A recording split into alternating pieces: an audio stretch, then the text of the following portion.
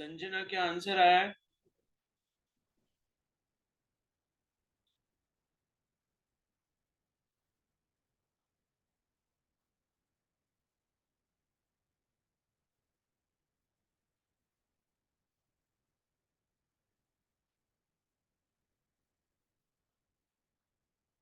Sanjana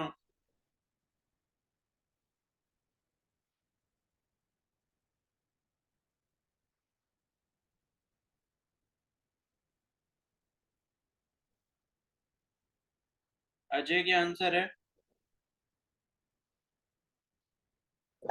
sir 120 degree. 120।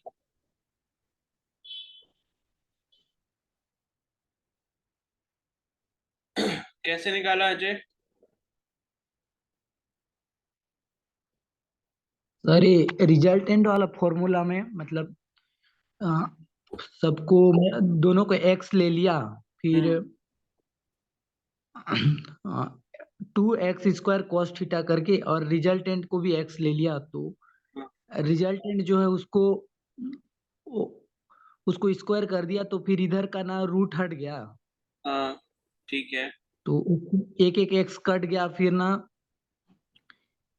अब इधर का एक्स को उधर ले जा दिया, तो सर ये वाला -x हो गया। हम्म अब इधर 2x² था, हम्म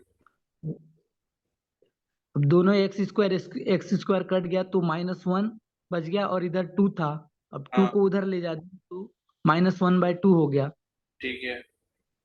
तो -1/2 cos थीटा जो था 120। नहीं तो ये वैल्यू आपको याद थी? कहाँ से निकाली? नहीं सर, ऐसा क्वेश्चन मैं प्रैक्टिस किया था। अच्छा ठीक है। यस। बताओ भाई, सबका क्या आया आंसर?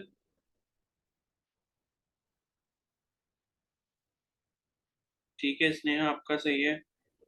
और निकिता cos 60। अच्छा।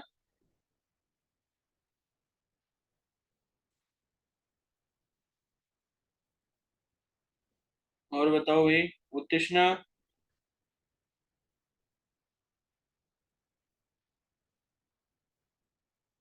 कामिनी, कनिष्का, क्या आया आंसर? Sir -1/2 cos theta. अच्छा।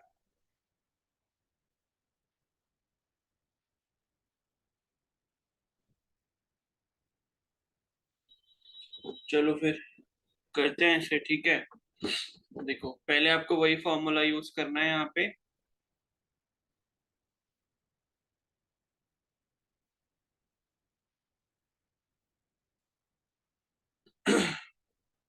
चलो मान लो आपने p मान लिया, ठीक है। मैंने जैसे बोला था, तो पी स्क्वायर की जो वैल्यू है वो हो जाएगी, सॉरी पी स्क्वायर नहीं, पी की जो वैल्यू है वो हो जाएगी √p² plus p² plus 2p into P cos theta. ठीक है, ये बन जाएगी आपकी वैल्यू एज पर कंडीशन। तो p इज इक्वल टू कितना हो गया, p² प्लस p² कितना हो गया, 2p² हो गया, और 2p इंटू पी कितना हो गया, ये 2p² cos थीटा हो गया। तो अब आप क्या करोगे, दोनों तरफ स्क्वायरिंग कर दोगे सो दैट कि राइट साइड वाला रूट हट जाए। तो दोनों तरफ जब स्क्वायरिंग करोगे तो इधर लेफ्ट साइड में p² हो जाएगा, और राइट साइड में रूट है तो रूट के ऊपर अगर आप स्क्वायरिंग कर दोगे तो रूट और स्क्वायरिंग कैंसिल हो जाएगा। ठीक है, तो ये आपका कैंसिल हो गया ऊपर वाला रूट, तो ये क्या बचा, 2p² plus 2p² cos theta बचा। ठीक है, तो ये ऐसे हो गया। अब आप क्या करोगे, p² और 2p² को उधर ले गए तो ये माइनस हो गया, इधर कितना बचा, 2p² cos थीटा बचा। तो p² माइनस 2p² कितना बचा, -p² हो गया, और ये कितना हो गया, 2p² cos थीटा। ठीक है, p² से p² कैंसिल हो गया, इधर बचा -1 is equal to 2 cos theta. तो cos थीटा की जो वैल्यू आपके पास आई है वो कितनी है, -1/2। ठीक है, अब ये जितने ये बोल रहे थे कि -1/2 cos थीटा, ये कोई आंसर थोड़ी होता है। cos थीटा की वैल्यू आपकी -1/2 आ रही है, तो यहाँ पर थीटा की अगर आप वैल्यू निकालोगे तो cos इनवर्स -1/2 हो जाएगा। अब इस चीज का मतलब क्या होता है, इस चीज का मतलब ये होता है कि कोसाइन की वैल्यू -1/2 कहां पर होती है, ठीक है, तो ये चीज आपको पता होनी चाहिए कि कोसाइन की वैल्यू जो है -1/2 कहाँ पर होती है। ओके, तो यहाँ पर क्या है कि आप क्या कर सकते हो, वैसे तो इनवर्स ट्रिग्नोमेट्री का यूज कर सकते हैं हम यहाँ पे, ठीक है, लेकिन फिर भी आपको जो है हो सकता है या तो वैल्यू दी होगी, अदरवाइज फिर आप ऑप्शंस में से देख सकते हो, ठीक है। तो ये जो -1/2 वैल्यू होती है आपकी कोसाइन की, या आपकी थीटा इक्वल टू 120 डिग्री पर होती है। ओके, तो थीटा जो है यानी कि एंगल जो है वो हमारा 120 डिग्री आंसर हो जाएगा।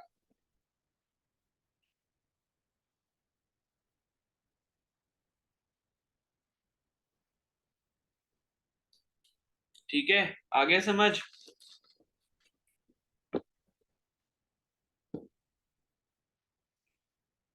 बताओ भाई, आ गया। Yes sir.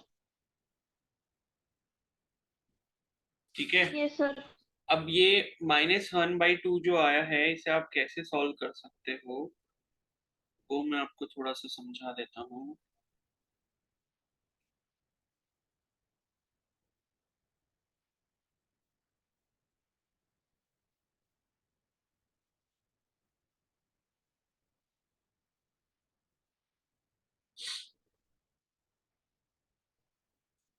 ठीक है, तो यहाँ पर ये एक बहुत इंपॉर्टेंट कॉन्सेप्ट में बता रहा हूँ, प्लीज इसको नोट कर लो।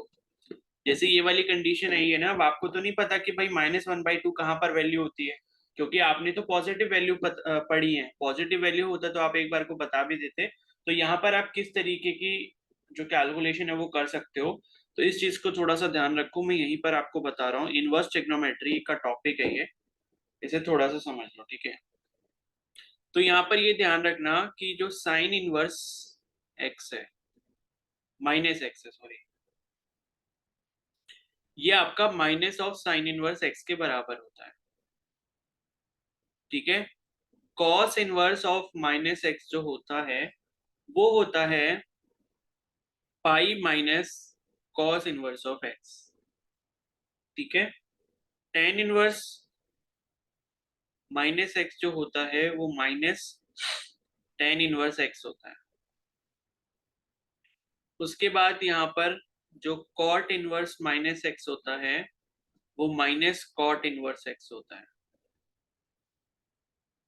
और जो सेक इनवर्स x होता है, सॉरी -x होता है, ये आपका pi minus sec inverse x होता है, ठीक है। लास्ट क्या बचा, cosec inverse x। Cosec inverse of -x जो होता है वो आपका माइनस कोसेक इनवर्स x होता है, ठीक है।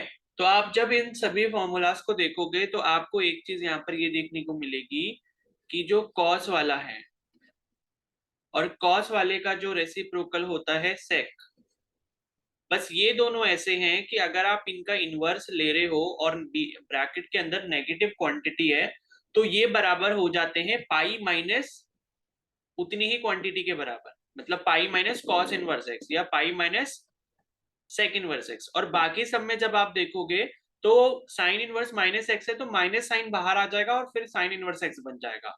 टेन इनवर्स -x देखोगे तो माइनस साइन बाहर आ गया और टेन इनवर्स x बच जाएगा। तो यहाँ पर हमारा अल्टीमेट एम ये होता है कि भाई जो अंदर क्वांटिटी के साथ नेगेटिव साइन है हम उसको किसी भी तरीके से बाहर ले आए। तो सभी केसेस में डायरेक्टली बाहर आ जाता है, लेकिन कॉस वाला जो केस है और उसका जो रेसिप्रोकल होता है सेक वाला केस, उसमें pi minus cos inverse x होता है और pi minus sec inverse x होता है, ठीक है। तो आई होप आपको ये चीज क्लियर हो गई होगी। अब हमारे पास जैसे अभी जो सिचुएशन आई थी वो आई थी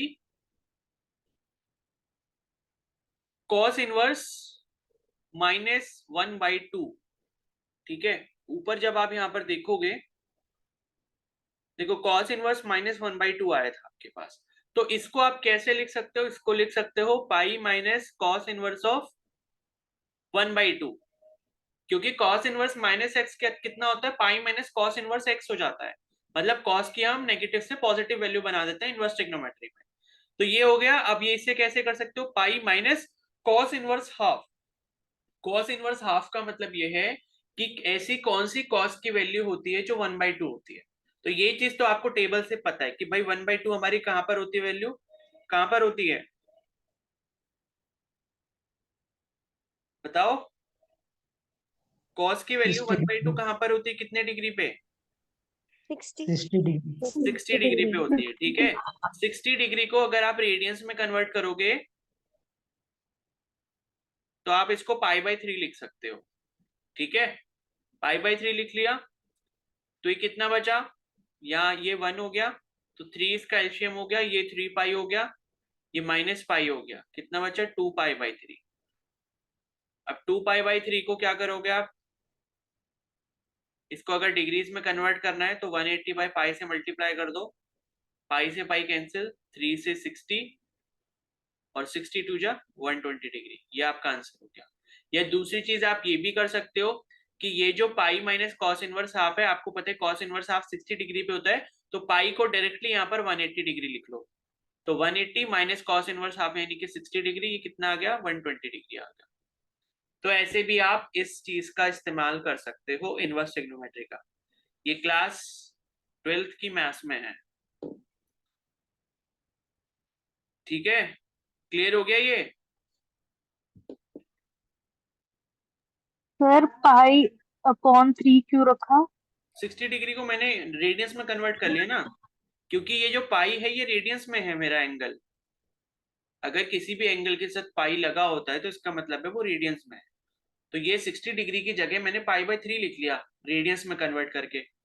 ये बताया तो था मैंने डिग्री को रेडियंस में कैसे कन्वर्ट करते हैं, π/180 से मल्टीप्लाई करके। तो 60 को जब π/180 से मल्टीप्लाई आप करोगे तो 60 1 जा 60, 63 जा 180, तो कितना आया π/3 आ गया, ठीक है।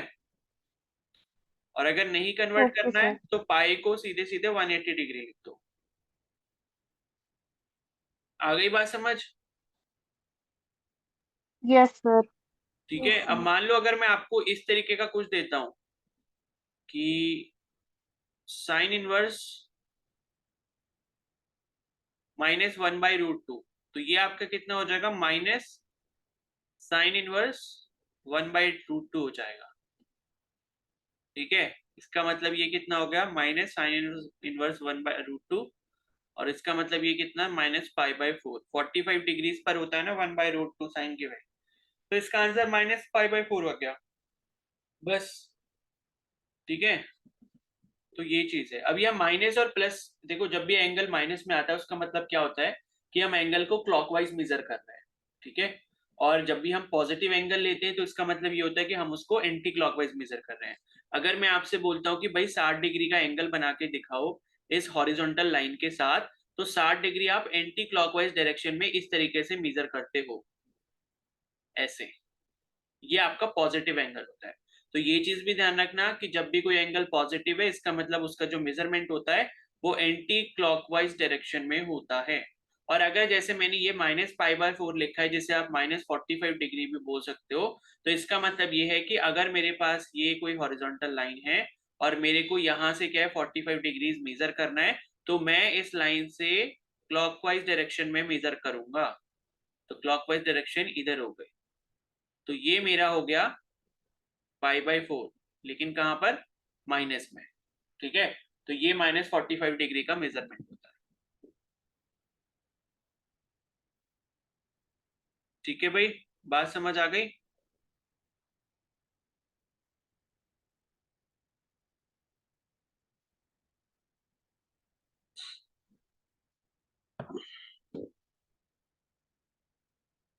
चलो फिर और क्वेश्चंस कर लो इसके एक दो।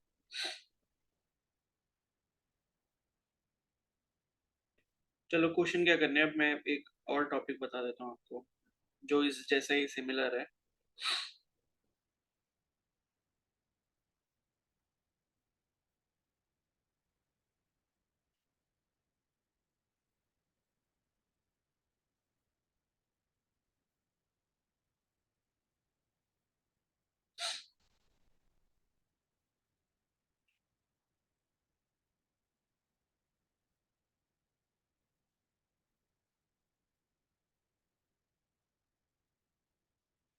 ठीक है, तो अब नेक्स्ट लिख लो यहाँ पर parallelogram law of vector addition.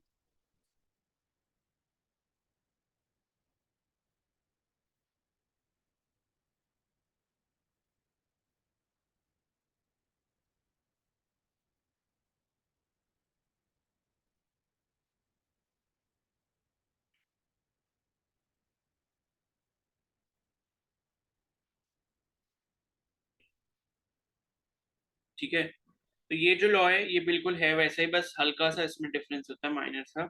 तो इसकी डेफिनेशन लिख लेते हैं पहले कि it states that if two vectors acting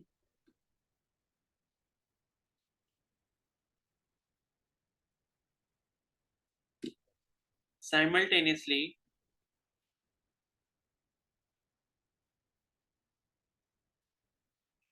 at a point can be represented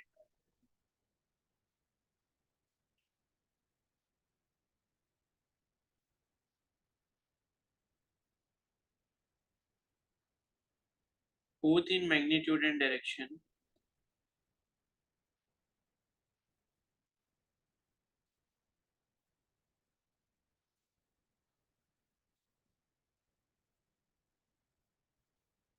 by the two adjacent sides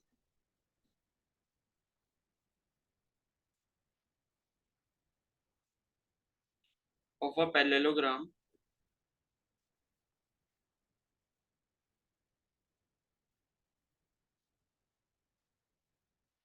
then the resultant is represented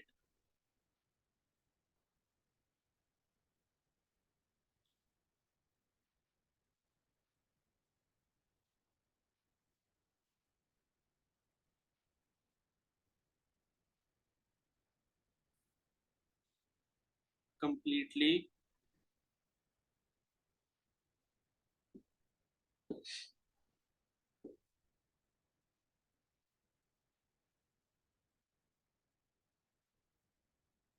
both in magnitude and direction by the diagonal of the parallelogram.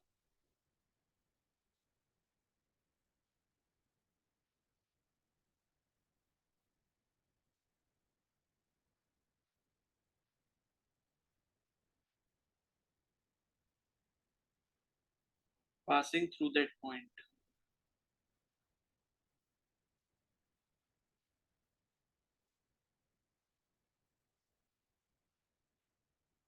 ठीक है, तो ये जो आपका law है parallelogram law of vector addition, same जो है ये चीज करता है। दो आपके पास अगर वेक्टर दिए गए हैं उनका रिजल्टेंट आप निकाल सकते हो, और रिजल्टेंट के साथ मतलब रिजल्टेंट का जो एंगल है किसी एक पर्टिकुलर वेक्टर के साथ वो कितना होगा, मतलब वही टेन अल्फा की वैल्यू वो भी आप निकाल सकते हो। तो सिमिलर है आपका triangle law of vector addition के जैसा ही, लेकिन बस इसमें डिफरेंस क्या होता है, इसमें हम पैरेललोग्राम बना के जो है अपनी कैलकुलेशन करते हैं। ठीक है, तो इसमें क्या होता है कि भाई आपके जो दो वेक्टर हैं वो साइमल्टेनियसली किसी भी पॉइंट पर अगर एक्ट कर रहे हैं और उनका मैग्नीट्यूड और डायरेक्शन हमें पता है, तो हम उसको पैरेललोग्राम की दो एडजेसेंट साइड से शो कर सकते हैं। तो उनका जो रिजल्टेंट होगा वो उस पैरेललोग्राम का डायगोनल होगा। ठीक है, और जो आपका ट्राइंगल लॉ था उसमें ये था कि भाई दो वेक्टर जो है मतलब कोई भी हो सकते थे वो, लेकिन यहाँ पर आपके साइमल्टेनियसली किसी एक पॉइंट पर एक्ट कर रहे होंगे तभी हम ये लॉ लगा सकते हैं। ओके, तो ट्राइंगल के केस में हमारा ट्राइंगल की जो थर्ड साइड थी वो रिजल्टेंट शो कर रहा था, लेकिन parallelogram law of vector addition में डायगोनल जो है पैरेललोग्राम का जो बनेगा वो यहाँ पर इसकी डायरेक्शन और मैग्नीट्यूड को शो करेगा। ठीक है, तो यहाँ पर देखो आपको करना वैसे ही है, यहाँ पर अगर आप डेरिवेशन इसका करते हो तो सेम तरीके से कर सकते हो। ये मान लो मैंने ले लिया पी वेक्टर, ये सपोज है मेरे पास क्यू वेक्टर। ठीक है, ये पी वेक्टर हो गया, क्यू वेक्टर हो गया। तो अब मैं क्या करता हूं, अगर मैं इसको एक पैरेललोग्राम जैसा बना दूं इस तरीके से। ठीक है,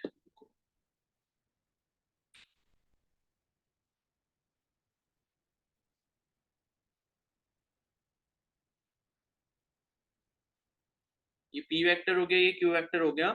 मान लो अगर मैं इसको एक पैरेललोग्राम जैसा कंप्लीट कर देता हूं यहाँ पे।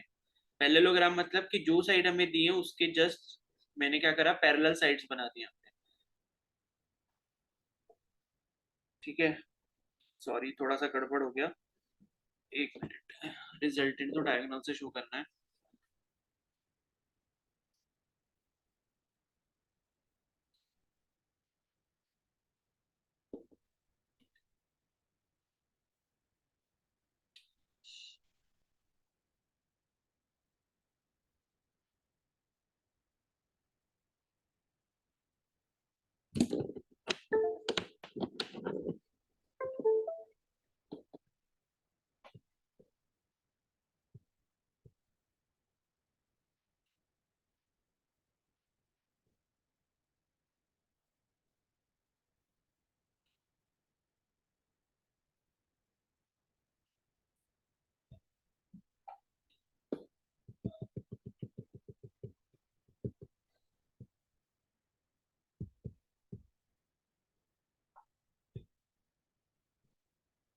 ठीक है, तो अब इसको एक बार रुको, मैं इरेज कर देता हूँ।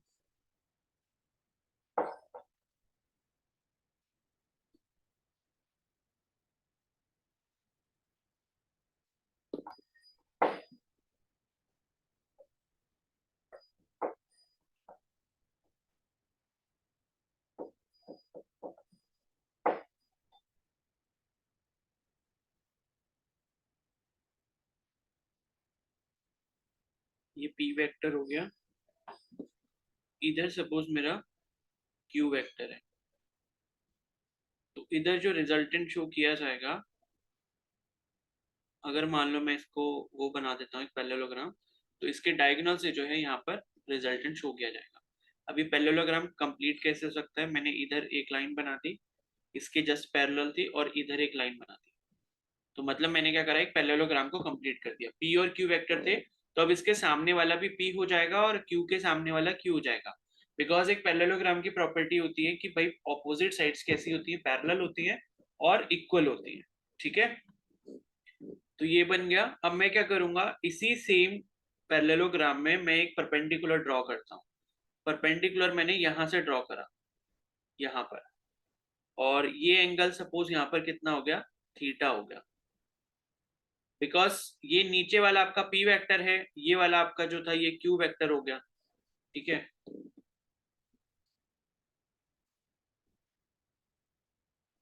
तो ये मैंने परपेंडिकुलर ड्रॉ किया, और इधर की साइड जो है मेरा q वेक्टर हो गया, q के सामने वाला q हो गया, नीचे p हो गया, तो इन दोनों के बीच में एंगल देखोगे तो थीटा बन गया। सेम वैसा ही करना है जैसे आपने ट्राइंगल लॉ में किया था। ठीक है, तो अब जो है यहाँ पे इसको a मान लेते हैं, इसको c मान लिया, ये b हो गया, और ये o हो गया, और ये वाला पॉइंट d हो गया सपोज। ठीक है, तो अब देखो यहाँ पर कहने का मतलब क्या है कि यहाँ पर भी जब आप सेम वैसे ही ट्राइंगल लॉ की तरह अपना कैलकुलेशन लगाओगे, सेम वैसे ही करना है। ठीक है, ये वाला आप ट्राइंगल ले सकते हो, COD वाला, COD ये आपका 90 डिग्री है। ठीक है, ये आपका जो है 90 डिग्री है, तो COD एंगल जब लोगे, COD, इसमें आप जब पाइथागोरस थ्योरम लगाओगे तो आपको क्या मिलेगा, CO का square is equal to perpendicular का स्क्वायर यानी कि CD स्क्वायर प्लस बेस का स्क्वायर यानी कि OD स्क्वायर। अब इसमें वैसे ही सेम करना है, CD स्क्वायर हो गया, OD को आप जो है OA प्लस AD लिख सकते हो। ठीक है, इसके बाद वैसे ही सेम कैलकुलेशन करनी है जैसे आपने ट्राइंगल लॉ में करी थी। अब कौन सा वाला ट्राइंगल लोगे, CAD ट्राइंगल लोगे, और उसमें साइन थीटा और कॉस थीटा की वैल्यू निकालोगे, और साइन थीटा कॉस थीटा की वैल्यू निकालने के बाद जो है आप OA और AD जो भी आ रहा होगा उसमें उसकी वैल्यू निकाल के इसमें सब्सटीट्यूट कर दोगे।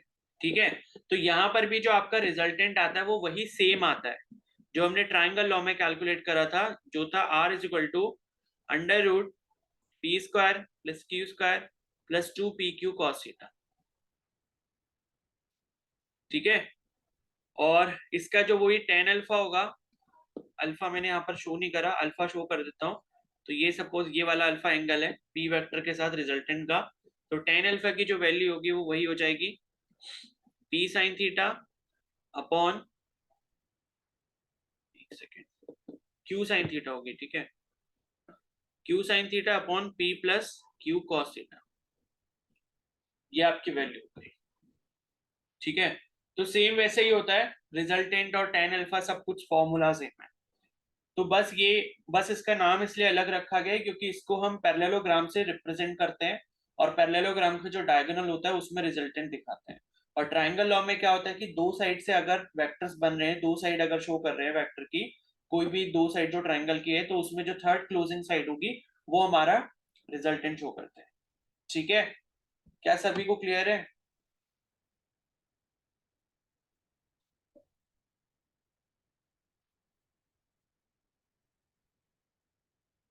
बोलो भाई। Yes, sir. Yes sir. तो ये हो गया आपका पैरेललोग्राम लॉ और ट्राइंगल लॉ। ठीक है, अब मेरे को आपको कुछ इंपॉर्टेंट रिजल्ट्स यहाँ पर बताने हैं। जैसे अभी हमने क्वेश्चन करा था जिसमें ये था कि भाई दो इक्वल वेक्टर है और उनका जो है क्या बोलते हैं रिजल्टेंट जो है वो उसी वेक्टर के बराबर है, तो उसी टाइप के कुछ रिजल्ट्स मैं आपको यहाँ पर बता देता हूँ। ठीक है, तो वो रिजल्ट क्या है, जैसे कि मान लो हमारे पास जो रिजल्टेंट आया था ना, रिजल्टेंट का फॉर्मूला क्या है, p square plus q square plus 2pq cos theta. तो यहाँ से कुछ रिजल्टेंट बनते ही इन रिजल्ट्स को नोट डाउन कर लो। ठीक है, तो पहला रिजल्ट तो ये है कि भाई अगर थीटा जो है उसकी वैल्यू अगर 0 डिग्री होगी तब रिजल्टेंट क्या होता है। तो रिजल्टेंट जब आप यहाँ पर निकालोगे तो क्या हो जाएगा भाई, P square plus q square plus 2pq, और cos 0 करोगे, cos 0 की वैल्यू कितनी होती है, 1 होती है।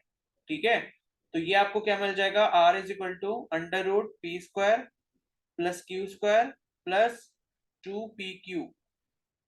ठीक है, तो अब ये फॉर्म अगर आप देख रहे होगे तो ये a प्लस बी का होल स्क्वायर है। a प्लस बी का होल स्क्वायर क्या होता है भाई, A square plus B square plus 2ab। तो यही फॉर्म आपको यहाँ पर दिख रहा है, p square plus q square plus 2pq। तो इसको हम लिख सकते हैं under root of p plus q का होल स्क्वायर। तो r इज इक्वल टू कितना हो जाएगा, p प्लस क्यू के बराबर हो जाएगा, होल स्क्वायर से रूट कैंसिल हो जाएगा। तो एक रिजल्ट तो ये आता है। अब इसका मतलब क्या है कि भाई दोनों एंगल के बीच में, अगर दोनों वेक्टर के बीच में अगर एंगल 0 डिग्री है, तो इसका मतलब क्या होता है कि अगर ये कोई बॉडी है, एक फोर्स मान लो ये P इस तरीके से लग रहा है और Q भी इस तरीके से लग रहा है, तो इन दोनों के बीच में एंगल कैसा हो गया, 0 डिग्री। मतलब सेम डायरेक्शन में अगर आप पैरेलली फोर्स लगा रहे हो किसी भी बॉडी पे, तो उनके बीच में एंगल 0 डिग्री होगा और उन दोनों का जो रिजल्टेंट है वो उसके मैग्नीट्यूड के एडिशन के बराबर हो जाएगा।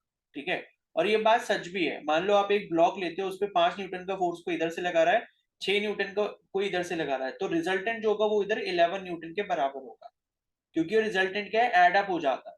तो वही हमको इस रिजल्टेंट वाले फॉर्मूला से देखने को मिलता है अगर आप थीटा 0 डिग्री ले लेते हो।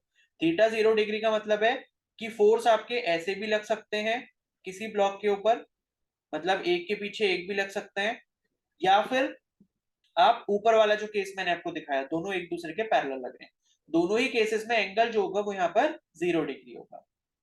ठीक है, उसके बाद दूसरा जो केस है वो यहाँ पर है कि when theta is equal to 180 degree. अब थीटा इक्वल टू 180 डिग्री का देखो मतलब क्या होता है कि कोई भी एक ब्लॉक है, एक वेक्टर इधर लग रहा है और एक वेक्टर इधर से इधर लग रहा है, तो जब आप इनका एंगल देखोगे, मतलब एक इधर से और एक इधर से, तो ये जो एंगल होता है, ये पूरा एंगल आपका कितना हो जाता है, 180 डिग्रीज के बराबर हो जाता है। हम इसकी बात कर रहे हैं। ठीक है, तो इसकी जब आप बात करोगे तो क्या होगा, r is equal to under root p square plus q square plus 2pq। cos 180 की वैल्यू होती है -1। ठीक है, तो r is equal to under root p square plus q square minus 2pq मिल जाएगा। अब ये जो फॉर्म आपको दिख रहा है, ये a माइनस बी का होल स्क्वायर दिख रहा है, a square plus B square minus 2ab। तो रिजल्टेंट की वैल्यू कितनी होगी, under root p minus q का होल स्क्वायर, जो कि आपका बन जाएगा p माइनस क्यू के बराबर। तो r इज इक्वल टू कितना हो गया, p माइनस क्यू। ठीक है, तो कहने का मतलब है कि कभी भी किसी ऑब्जेक्ट के ऊपर दो तरफ से ऑपोजिट फोर्सेस लग रहे होंगे, तो उनका जो रिजल्टेंट होगा उनका सब्ट्रैक्शन होगा। मान लो 10 न्यूटन का कोई फोर्स इधर से लगा रहा है, 5 न्यूटन का इधर से लगा रहा है, तो रिजल्टेंट कितना हो जाएगा, 10 माइनस 5 हो जाएगा, यानी कि 5 न्यूटन, और 5 न्यूटन इधर की तरफ होगा। ठीक है, डायरेक्शन किधर होगी, उधर की तरफ होगी। तो एक रिजल्टेंट तो आपका यहाँ पर ये हो गया। क्लियर है सभी को? Yes, sir.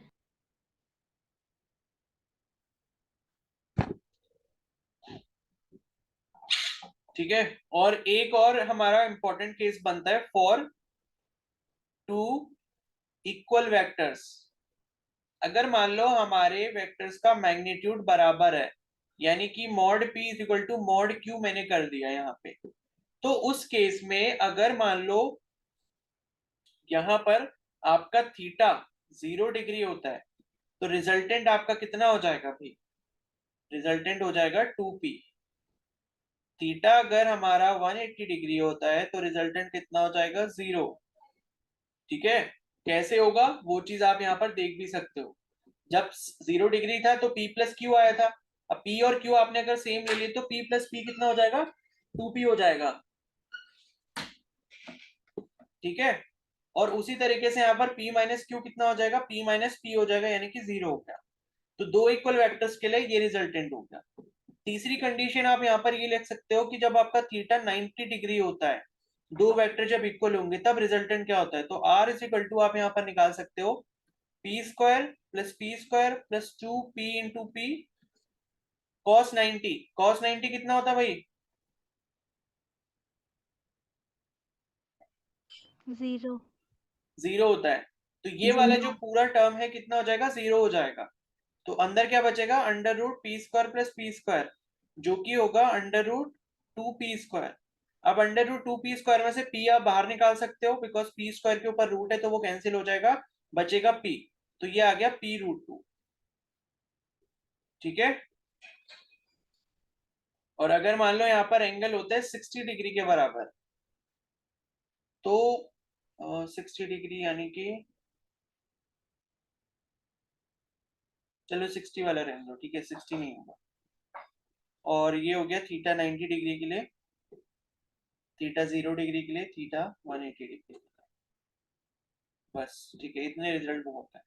तो इतने रिजल्ट जो हैं ये थोड़े से इंपॉर्टेंट हैं। मान लो कई बार डायरेक्ट क्वेश्चन आ गया, कहीं पर आपसे डायरेक्टली पूछ लिया गया कि भाई दो इक्वल वेक्टर हैं और उनके बीच में एंगल जो है 90 डिग्री का है, तो उनका रिजल्टेंट कितना होगा, तो P√2 हो जाएगा, ठीक है।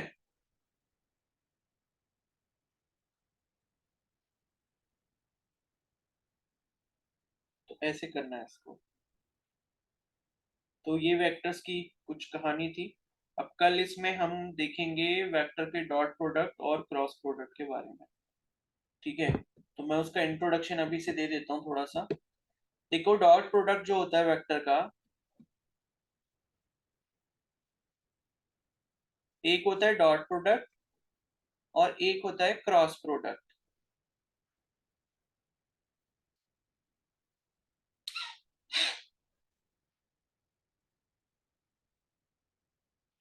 ठीक है।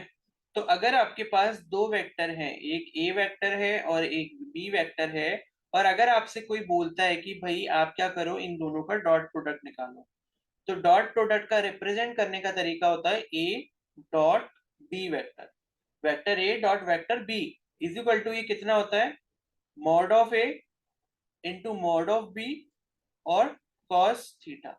यानी कि मैग्नीट्यूड जो ए का है वो, मैग्नीट्यूड जो बी का है वो, उनको आपस में मल्टीप्लाई करोगे, और कॉस थीटा, थीटा क्या है, इन दोनों वेक्टर के बीच का एंगल, इस चीज को हम बोलते हैं डॉट प्रोडक्ट, ठीक है। और ये जो होती है हमेशा स्केलर क्वांटिटी होगी। स्केलर का मतलब है कि जब भी आप किसी दो वेक्टर का डॉट प्रोडक्ट कैलकुलेट करोगे तो आपको एक नंबर मिलेगा, ठीक है। क्योंकि आप एक का मैग्नीट्यूड ले रहे हो, मान लो वेक्टर ए का मैग्नीट्यूड 4 है, वेक्टर बी का मैग्नीट्यूड 5 है, उसके बीच का एंगल कॉस थीटा वो भी कोई न्यूमेरिकल वैल्यू होगी। तो numerical value into numerical value into numerical value, कोई एक न्यूमेरिकल वैल्यू ही मिलेगी जो कि स्केलर होती है। तो डॉट प्रोडक्ट का रिजल्टेंट हमेशा एक स्केलर निकलता है, ठीक है। तो ये क्वेश्चन भी आपसे पूछ सकते हैं कि भाई दो वेक्टर का डॉट प्रोडक्ट क्या होता है, स्केलर होता है, वेक्टर होता है, कुछ भी नहीं होता है, ठीक है, जो भी है तो स्केलर होगा। उसी तरीके से अगर हम ए और बी दो वेक्टर्स लेते हैं यहाँ पे और इनका क्रॉस प्रोडक्ट निकालते हैं, तो क्रॉस प्रोडक्ट निकालने का जो रिप्रेजेंटेशन होता है वो इस तरीके से होता है, वेक्टर ए फिर क्रॉस का साइन लगाते हैं फिर वेक्टर बी, और ये जो होता है ये होता है आपका,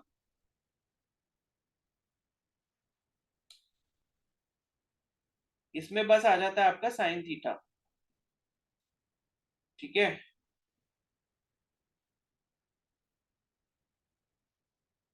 तो ये जो होता है ये होता है आपका साइन थीटा। लेकिन क्या होता है कि इसमें आगे जो है यहाँ पर डायरेक्शन भी आपको दिखानी मैंडेटरी होती है, बिकॉज किसी दो वेक्टर का क्रॉस प्रोडक्ट जो होता है वो हमेशा एक वेक्टर क्वांटिटी होता है। तो अगर आप इतनी क्वांटिटी देखोगे mod A mod B into sine theta, तो ये तो आपकी स्केलर क्वांटिटी रहेगी, यानी कि न्यूमेरिकल रहेगा, ये न्यूमेरिकल वैल्यू होगी। लेकिन इसके साथ साथ आपको यहाँ पर डायरेक्शन के लिए कोई यूनिट वेक्टर भी रिप्रेजेंट करना पड़ता है। मान लो ए बी वेक्टर है और इन दोनों की जो डायरेक्शन है वो हम जो निकालते हैं उसके कुछ रूल होते हैं, जैसे एक स्क्रू रूल होता है, उससे निकाल सकते हैं हम।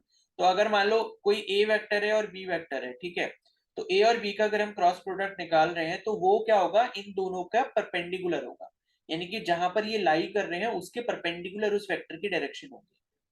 ठीक है, मान लो ए वेक्टर जो है वो हमारा एक्स एक्सिस में है, मान लो आई कैप डायरेक्शन में है, और बी वेक्टर जो है वो हमारा जे कैप डायरेक्शन में है।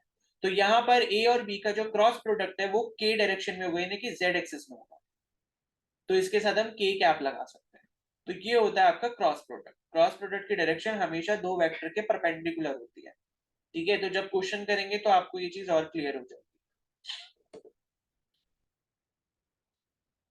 ठीक है, तो कल हम जो है क्रॉस प्रोडक्ट और डॉट प्रोडक्ट के बारे में पढ़ेंगे, फिर वेक्टर में और कुछ नहीं है, उसके बाद फिर फर्दर जो टॉपिक्स हैं वो कवर करेंगे।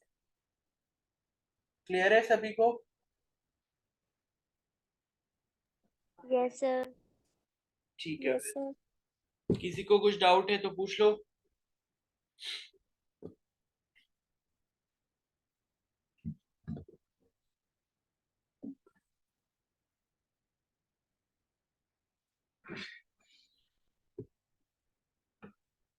ठीक है, फिर डाउट नहीं है तो आप लीव कर सकते हो, कल मिलते हैं फिर।